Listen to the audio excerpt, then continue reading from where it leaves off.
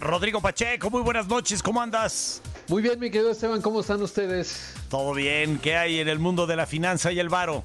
Yo por lo pronto me voy a poner a dieta para que un tiburón no me confunda con una foquita, mi querido Esteban. Con un charal a lo mejor. Exactamente. Oye, digamos que fue interesante porque se dio a conocer el dato de la inflación de la primera quincena de febrero.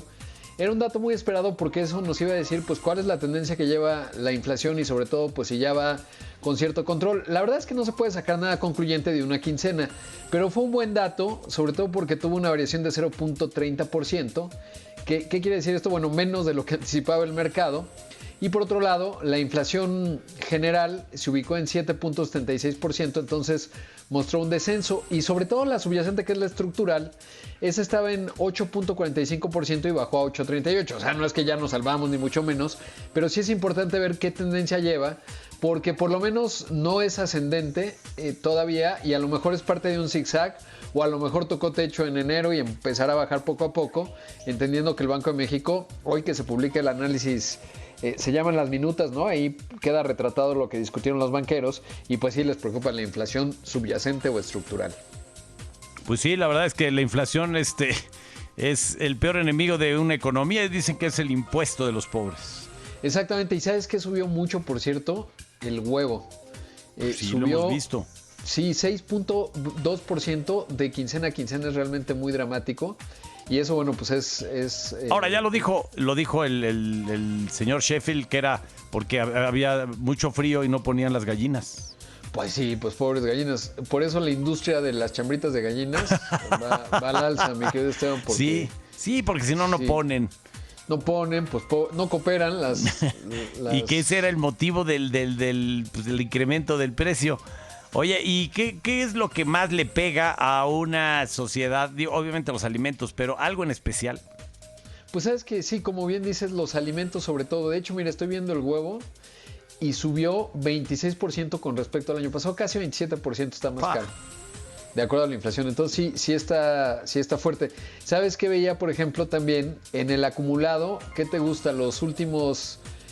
vamos a poner desde 2018 a la fecha, aquí tengo la calculadora, ha subido el huevo 46%. Digo, pues eso no es un buen síntoma ni es una buena noticia para nadie. Pues no, porque parece que las gallinas pues sí les afectó la temporada de frío, pero varios años, ¿no? Porque había inflación. Sí, ahora también frío polar. Exacto.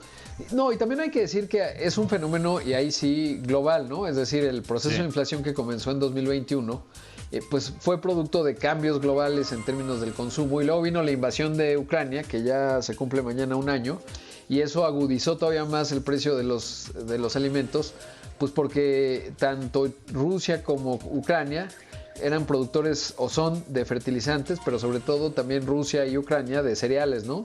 Y eso pues muchas veces influye a nivel global porque es el alimento de muchos animales. Entonces, bueno, pues sí, un tema ahí complicado, pero claramente en el caso de México pues sí ya llevamos una inflación acumulada importante.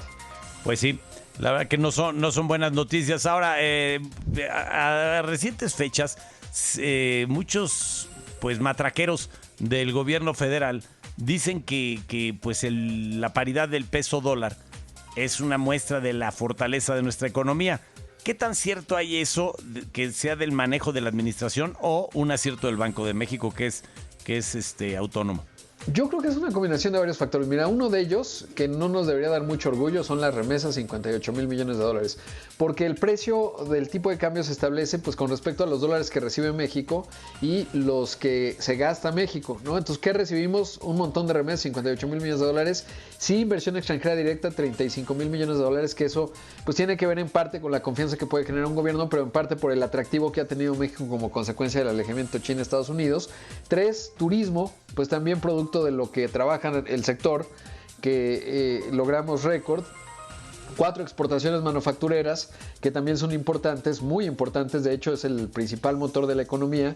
Y 5, el diferencial de tasas. Y agregaré un 6º que tiene que ver con el gobierno, que es un manejo, pues digamos, prudente de las finanzas públicas que se ayuda, ¿no? Entonces, no es un logro en sí mismo el tipo de cambio, sí te habla de cierto grado de estabilidad de un país exitoso en términos de exportaciones, pero no es el objetivo en sí mismo tener un tipo de cambio fuerte. Obviamente eso le impacta, por ejemplo, a la exportación es un poco menos competitiva, que no debería estar ahí la ventaja, y para los mexicanos que reciben remesas, que son 10 millones de familias, pues también les pega un poco en el poder adquisitivo de las mismas, sobre todo en un escenario de alta inflación. Entonces, sí, yo creo que no es como para echar las campanas al vuelo, pero tampoco es algo que digas, bueno, pues no tiene nada que ver el gobierno porque algo le toca en términos, por ejemplo, de el equilibrio fiscal, ¿no? Que México no está tan mal en esa parte, pero claro, tuvo un costo porque cuando vino la pandemia, pues no utilizamos ese espacio fiscal para, por ejemplo, hubiera sido increíble cancelar ciertas obras, apoyar a las microempresas que se murieron 1 millón de ellas, y eso habría sido positivo, pero la verdad es que sí, yo creo que es un conjunto de factores, ni tanto, pero tampoco. La verdad que sí. Sino todo lo contrario, ya suenan como Cantinflas, pero no, sí, es Sí. en serio. Y bueno, y ojalá y el tema del maíz transgénico no provoque, si se lleva a cabo, una carencia y una escasez. Gracias.